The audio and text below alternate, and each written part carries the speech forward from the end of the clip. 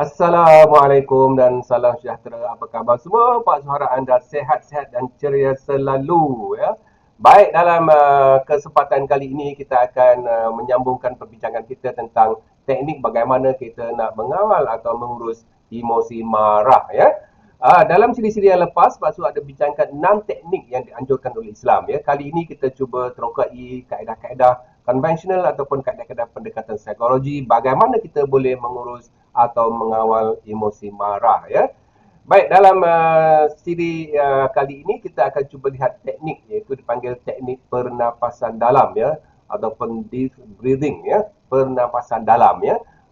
Tu dia, cuba kita tinjau ya bagaimana kita nak gunakan teknik ini ya.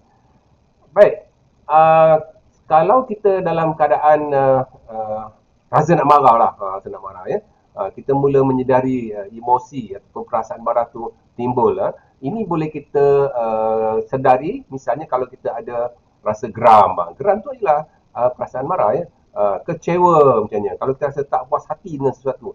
Ataupun kita mungkin sakit hati ya dan macam-macam lagi lah ya. Jadi kita telah mula menyedari ya ada tanda-tanda yang kita rasa nak marah.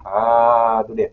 Yang kedua, anda merasa degupan jantung. Ini secara fisiologikal ya. Kita rasa jantung kita, degupan jantung tu meningkat. Duk, duk, duk, duk, duk, dia laju kan ya.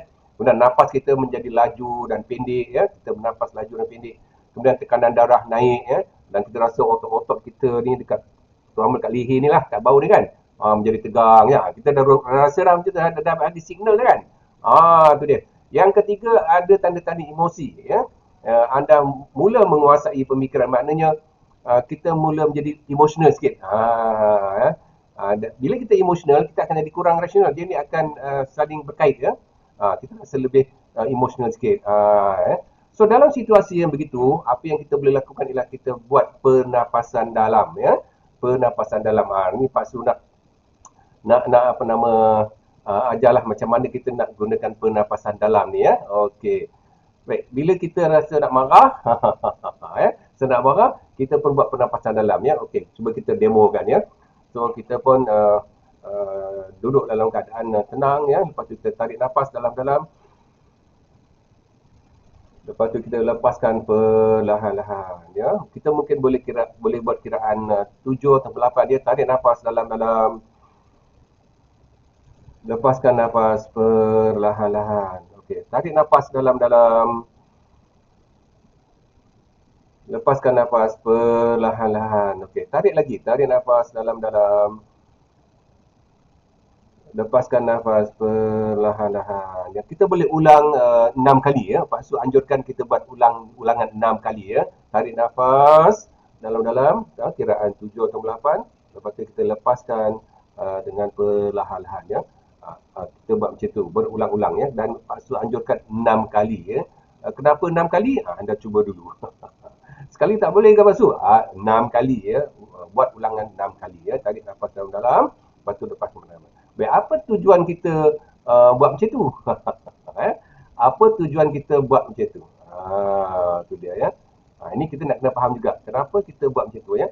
Sebabnya ialah bila kita melakukan pernafasan dalam ya, fungsi fisiologikal badan akan kembali normal. Ya. Misalnya bila kita dalam keadaan marah ataupun stres ya, marah itu merupakan salah satu stres jugalah ya.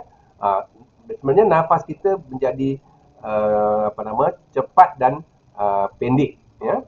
So kita nak kembalikan kepada keadaan normal. Keadaan normal ialah nafas panjang dan perlahan ya, panjang dan perlahan ya. Tadi kita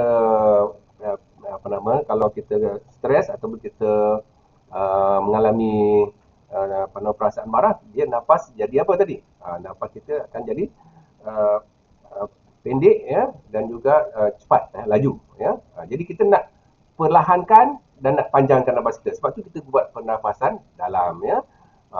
Jadi bila kita buat macam tu ya, fungsi paru-paru kita yang bernafas tadi, jantung dia balik pada keadaan normal. Bila kita balik pada normal, kita akan rasa apa? Kita akan rasa tenang ya. Bila kita dapat tenang, fikiran kita akan menjadi lebih rasional ya. Bila rasional, jadi kita tak jadi nak marah lah. Ataupun kalau marah, mungkin marah sikit-sikit lah ya. Lepas tu kita okeylah. Ya. Tak apalah ya. Sabar je lah. Jadi kita boleh cakap macam tu ya. Sebab apa? Kita sudah kembali tenang ya. Itu dia. Jadi saudara-saudara sekalian, kaedah pernafasan dalam ni satu kaedah yang sebenarnya mudah nak buat ya. Bukan saja masa kita nak marah ya. Kalau kita rasa stres ya, kalau kita rasa bimbang, takut, kita boleh juga gunakan kaedah pernafasan dalam ya. Tarik nafas dalam-dalam, lepaskan perlahan-lahan, ulang 6 kali lagi 6 kali ya. Jangan lupa 6 kali ya. Baiklah, sehingga kita bertemu lagi dalam kesempatan akan datang. Salam motivasi.